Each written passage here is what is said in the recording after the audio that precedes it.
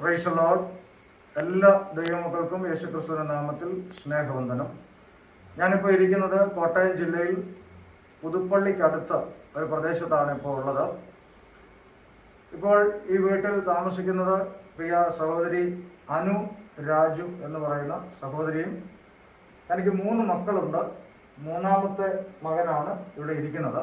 മറ്റ് 2 മക്കൾ ഇവിടെ ഉണ്ട്. അതിനെക്കുറിച്ച് ഞാൻ പിന്നാലെ പറയാം.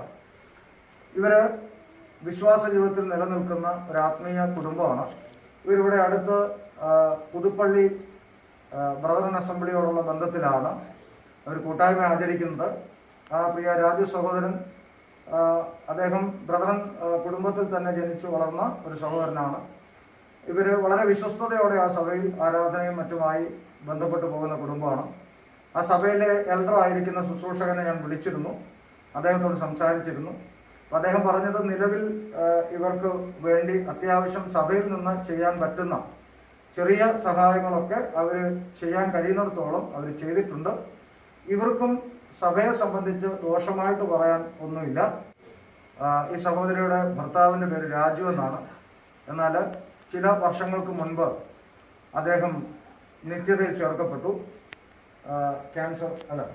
ക്യാൻസറിൻ്റെ ട്രീറ്റ്മെൻ്റ് ആയിട്ടാണ് അദ്ദേഹം ആയിരുന്നത്. ആ സാഹചര്യത്തിൽ വിവിധ വാടക വീടുകളിലൊക്കെ അവർ മാറി താമസിച്ചു. എന്നാൽ അത്യാവശ്യം ചിലരുടെയൊക്കെ സഹായങ്ങളും ഇടപെടലുകളും കൊണ്ട് പിന്നീട് ഈ 3 കുഞ്ഞുങ്ങളുമായിട്ട് ഇവർക്ക് സ്വന്തമായിട്ടൊരു വീട് വയ്ക്കാനുള്ളൊരു ക്രമീകരണത്തിലേക്ക് ദൈവം പ്രവർത്തിച്ചു.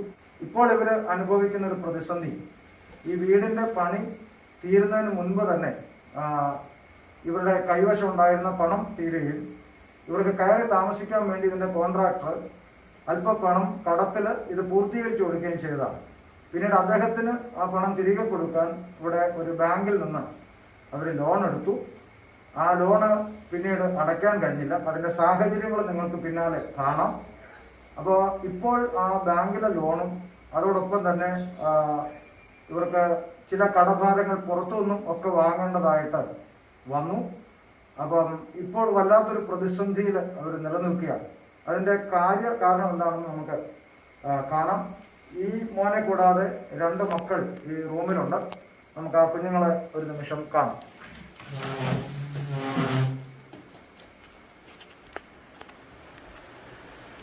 അപ്പോൾ ഇതാണ്, മനസ്സിലായോ?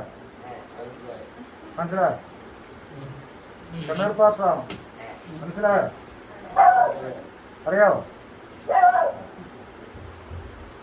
അപ്പം ഈ 2 കുഞ്ഞുങ്ങളാണ് ഏറ്റവും മൂത്തത്. ഈ കുഞ്ഞുങ്ങളെ സംബന്ധിച്ച് എന്താ മെഡിക്കൽ സയൻസ് എന്താ പറയുന്നത്? അല്ല, ഇവരെ അസുഖത്തെ സംബന്ധിച്ച് കോട്ടയം മെഡിക്കൽ കോളേജിൽ വെച്ച് അവർ പറഞ്ഞത്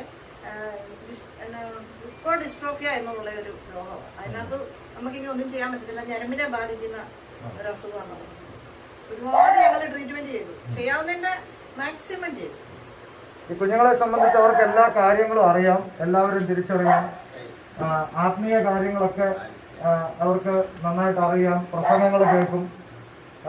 എൻ്റെ പ്രസംഗങ്ങളും ഒക്കെ കേൾക്കാറുണ്ടെന്നാണ് പറയുന്നത്, അല്ലേ? അപ്പോൾ ഇവർക്ക് എല്ലാ കാര്യങ്ങളും അറിയാം. പക്ഷെ എല്ലാം കേൾക്കും. പക്ഷെ ശാരീരികമായിട്ട് കുഞ്ഞുങ്ങൾക്ക് ഒരു കാര്യങ്ങളും ചെയ്യാനായിട്ട് സ്വന്തമായിട്ട് ചെയ്യാൻ പറ്റാത്ത ഒരു സ്ഥിതിയിലുള്ള ഒരു രോഗാവസ്ഥയാണ് അവർക്കുള്ളത്. അപ്പോൾ തന്നെ ഇവർക്ക് പെട്ടെന്ന് എന്തെങ്കിലും ഒരു വയ്യായിക എന്തെങ്കിലും വന്നു കഴിഞ്ഞാൽ ഇവിടുന്ന് ഈ വഴിയിലൂടെ ഇവരെ ഹോസ്പിറ്റലിലേക്ക് കൊണ്ടുപോകാനുള്ള വാഹന സൗകര്യങ്ങളൊന്നും ഇവർക്കില്ലാത്തത് കൊണ്ടാണ് ഈ കുഞ്ഞുങ്ങൾക്ക് പെട്ടെന്നൊരു ആശുപത്രി കേസ് എന്തെങ്കിലും വന്നാൽ കൊണ്ടുപോകാൻ വേണ്ടിയിട്ട് ചെറിയ ലോണിൽ ഒരു വണ്ടി, പ്രിയ ഇളയ മകൻ വണ്ടി ഓടിക്കും എന്നുള്ളത് കൊണ്ട് ഒരു വണ്ടി ക്രമീകരണം എടുക്കാൻ അവർ ഫിനാൻസ് എടുത്തു. അതും അടയ്ക്കാൻ കഴിയാത്തൊരു സാഹചര്യത്തിൽ അവരുടെ നോട്ടീസും വന്നിരിക്കുന്നു, ബാങ്കിൽ നിന്നുള്ള വിളി വന്നിരിക്കുന്നു. മുൻപോട്ട് ഒരു വിധവയായ സഹോദരി എന്ന നിലയിൽ അവരുടെ മുമ്പോട്ടുള്ള ലൈഫ് ഒരു പ്രതീക്ഷ അറ്റ അനുഭവത്തിൽ നിൽക്കുകയാണ്. എന്നാൽ ദൈവത്തിൽ വിശ്വസിക്കുന്ന ഒരു രക്ഷിക്കപ്പെട്ട ദൈവപൈതൽ എന്ന നിലയിൽ അവർക്ക് വലിയ പ്രത്യാശയുണ്ട്. ഇപ്പം നമ്മൾ നോക്കുമ്പോൾ സംസാരിക്കുമ്പോഴൊന്നും വലിയ മുറവിളിയോ കരച്ചിലോ ഒന്നും അവർക്ക് ദൈവത്തിൽ പ്രത്യാശയുണ്ട്. പക്ഷെ അവരെ അലട്ടുന്നൊരു സ്വാഭാവികമായിട്ടുള്ള ചിന്ത, എങ്ങനെ ഇത് ഓവർകം ചെയ്യും, ഈ ബാങ്ക് ഈ വീട് അറ്റാച്ച് ചെയ്യുന്ന ഒരു സ്ഥിതി വന്നാൽ ഈ സാഹചര്യത്തിലുള്ള കുഞ്ഞുങ്ങളെ കൊണ്ട് എങ്ങോട്ട് പോകും എന്നൊക്കെയുള്ള ഒരു ആശങ്ക ഒരു സഹോദരിയെ സംബന്ധിച്ചിടത്തോളം വളരെ ബുദ്ധിമുട്ട് അനുഭവിക്കുന്നു. ഇളയ മകൻ ഹോട്ടൽ മാനേജ്മെൻറ്റ് കോഴ്സ് പഠിച്ചു കഴിഞ്ഞിട്ടേ ഉള്ളൂ. പെട്ടെന്ന് ലോക്ക്ഡൗൺ ആയി. എവിടെയെങ്കിലും ജോലിക്ക് കയറാനുള്ളൊരു സാധ്യതകളും നിലവിലില്ല. ഒരുപക്ഷെ അവൻ്റെ ഒരു ഫ്യൂച്ചർ നല്ലൊരു ഭാവിയിലേക്ക് അവൻ പ്രവേശിച്ചാൽ ഏറെക്കുറെ ഇവിടെ പ്രശ്നങ്ങൾക്ക് ആശ്വാസം ലഭിക്കും. പക്ഷേ ഇപ്പോഴുള്ള ഈ സാമ്പത്തിക പ്രതിസന്ധി മറികടക്കാനായിട്ട് ദൈവമക്കളുടെ അടുക്കൽ ഈ കുടുംബത്തെ ഫലമേൽപ്പിക്കുകയാണ്. ഇവരെ കൈത്താങ്ങുവാൻ എല്ലാം കൂടെ നമ്മൾ കാൽക്കുലേറ്റ് ചെയ്ത് വരുമ്പോൾ പുറത്തുനിന്ന് ചിലരുടെ ഓർണമെൻറ്റ്സ് ഒക്കെ പണയം വെച്ച് അവരെ സഹായിച്ചിട്ടുണ്ട്. ചിലർ ബാങ്കിലെ ലോണുണ്ട്, വാഹനത്തിൻ്റെ ഇതുണ്ട്. എങ്ങനെ നോക്കിയാലും ഒരു 5 ലക്ഷം രൂപക്കകത്തില്ലാതെ അവർക്ക് മുന്നോട്ട് പോകാൻ കഴിയാത്തൊരു സാഹചര്യമാണ്, കടം മാത്രം. അപ്പോൾ എന്തായാലും ഈ കുടുംബത്തെ ദൈവകരങ്ങളിലും ദൈവമക്കളുടെ കരങ്ങളിലും ഏൽപ്പിക്കുന്നു. എല്ലാവരും ഇവർക്ക് വേണ്ടി പ്രാർത്ഥിക്കുകയും പ്രവർത്തിക്കുകയും ചെയ്യുക. ഏറ്റവും വേഗത്തിൽ ദൈവം അവരുടെ ഭൗതിക വിഷയങ്ങളിൽ ആശ്വാസം നൽകട്ടെ. നമുക്ക് അവരെ ഓർത്ത് പ്രാർത്ഥിക്കാം. ദൈവം എല്ലാവരെയും അനുഗ്രഹിക്കട്ടെ.